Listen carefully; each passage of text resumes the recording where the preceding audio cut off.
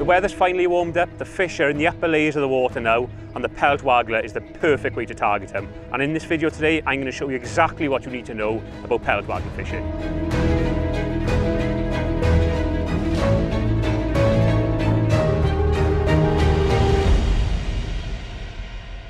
Now, one thing to bear in mind with the Pellet Waggler, it's all about building the swim up. So through the day, you're just going to be feeding some pellets in your little area, build it up. Sometimes it takes half hour for them to come, sometimes it might be 2 hours, but when they turn up on it, they turn up in numbers and you can catch really, really big weights really quickly.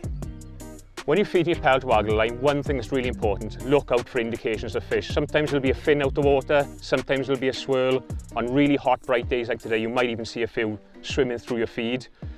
Keep an eye for that, but if you're fishing a slightly deeper venue, the fish can sometimes sit a little bit low and you won't actually see them. So what's worth doing then, after half hour, 40 minutes of feeding, fish with your waggler. If you start missing a few bites, chances are there's some carp there, but if you fished it for 10 or 15 minutes and not had a sign, it's time to come off it, keep priming it up and set it up for later on in your session.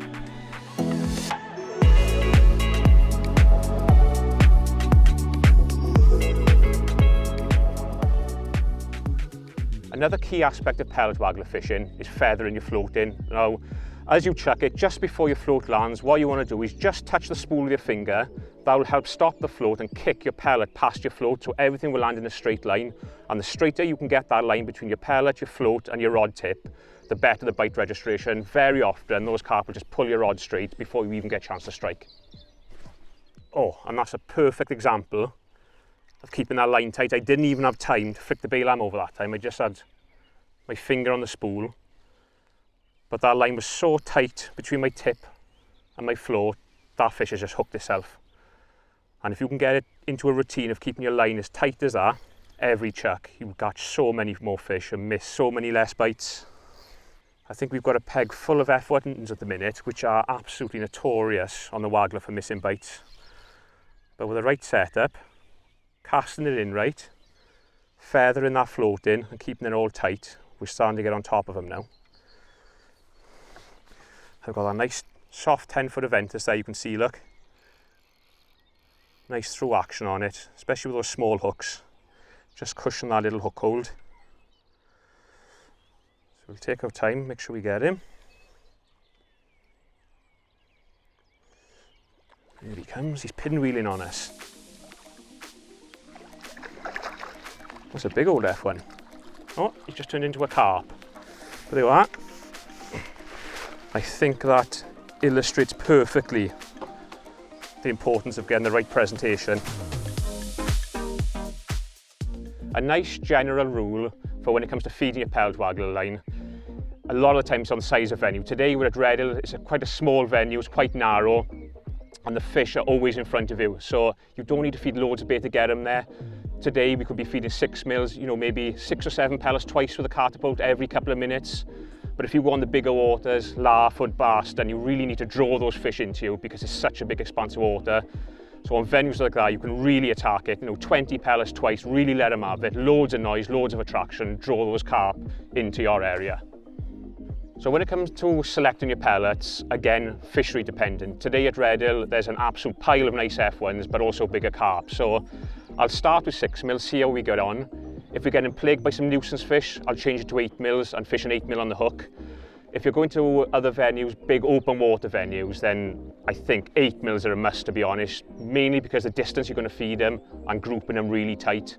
Today we're only going to be fishing them probably 20 metres, but when you go to Barston, Larford, Boddington's, big waters, you might want to be feeding those pellets at 35 metres, so you need the big pellets to get you out there, create loads of noise to pull them fish in. I've just won my float back in, and what I'm going to do now is take the time to feed. This is the easiest time to feed. You haven't got a line out in the water and you can feed super accurately.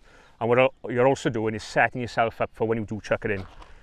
So I've got my far bank marker there. I'm just going to put 6 or 8 pellets in, and what I'm going to do, I'm just going to hold my little bit of cord on the pouch and then push away with my left hand. So line up on my marker, I'm just going to push away, let go, and you can see there those pellets group in absolutely beautifully. And I'm going to do the same again, 2 feeds,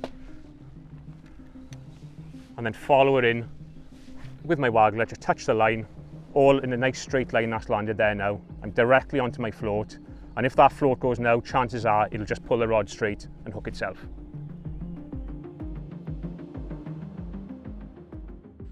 When it comes to setup on the Pellet Waggler, everything is super simple. So what I'm starting with, I've got an Aventus 10-foot float there. Because we're only fishing 18, 20, 22 metres, a shorter rod will help you with your accuracy, fish play, and it's just a nicer setup to use. Also with this is a mixed fishery we're fishing today. There's plenty of guts in this to land those big double-figure carp, but we might catch a few F1s, so this is plenty soft enough to deal with those smaller fish, 2 to 3 pound. With that, I've got a 3000 size reel. It just marries up lovely with our rod, nicely balanced. You don't want a big oversized reel, but at the same time, you don't want a little tiny reel where you've got to wind loads to get the float back. Main line on this, a lot of people like fishing really light main lines. I don't want to fish a too light a main line where I'm playing a fish and thinking, is this going to break me? So for that reason, I've got some Pulse Pro, but in 6 pound. Plenty strong enough to land these big carp we might encounter today, but because it's only 0.20 diameter, it'll cast these little tiny floats out without any bother at all. So strong line, low diameter is key with that.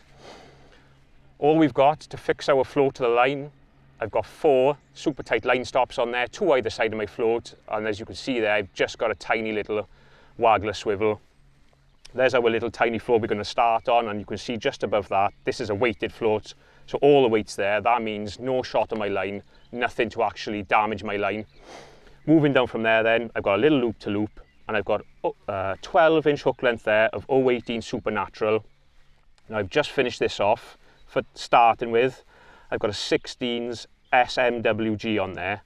Now that's going to be perfect for 6mm pellets. I can put 8mm pellets on there if I want to as well, but what's nice with that hook is it's small but super strong. So if we do catch an odd big carp, I know I'm in no danger of that hook straightening out. If I start missing a few bites fishing 8mm, what I will do is put a 14 SMWG on. That'll help you hit a few more bites, but to start with, I'm really happy to start with that 16s. So that's the setup. Let's get on with some fishing.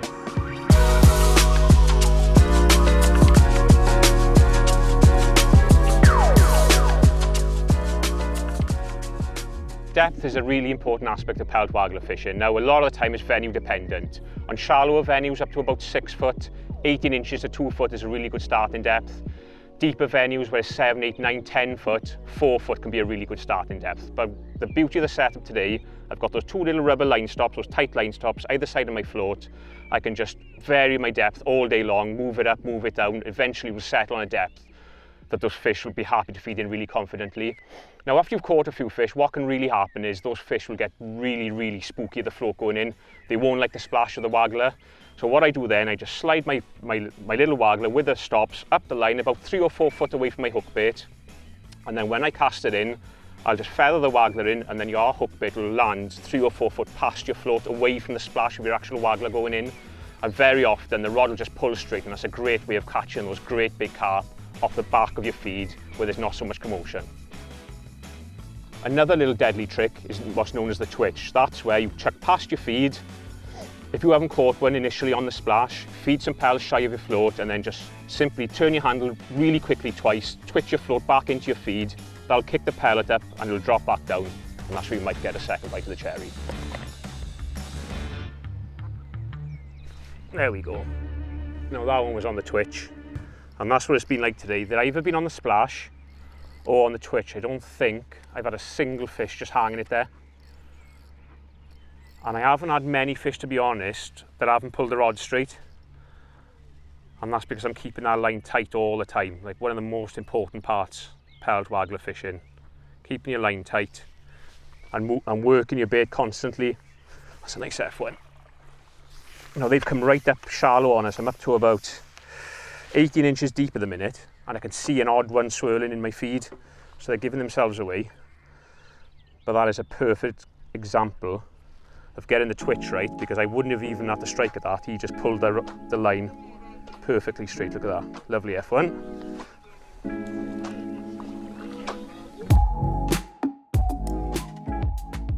A Waggler choice on these smaller venues is super simple. I've just got 2 Wagglers. The first one is a little 2 SSG one. This is going to be my starting Waggler, perfect for when you're chucking 18 to 20 metres. And what's really nice with these, when they just plop in, it's like a little 8mm pellet going in. There's no commotion with them. But we know what it's like.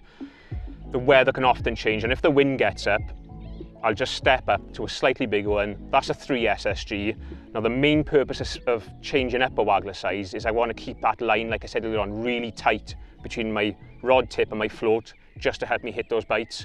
So if it's perfect conditions like what it is now, we'll go for the small one. If that wind gets up and it's causing a little bit of bow in my line, I'll step up to the slightly bigger size to keep everything as straight as I can. One thing that's really important with pellet waggler fishing is being really busy. Today we're going to be casting sort of less than a minute, quite regular basis, chucking it in. If you don't catch one straight away, twitch it back, let it hang for a second. If it hasn't gone, buzz it back in and chuck it back out again. Deeper venues where you're fishing sort of 4 foot deep, that's the venues you leave it hang for a little bit longer. Hayfield is a prime example. Where you fish there, you can leave it hanging out there for 3 or 4 minutes at a time. So again, fishery dependent, but still, even if you're letting it hang there, don't just leave it hang and drift round. As soon as your float starts drifting, buzz it back in, chuck it back in, start the process right over again.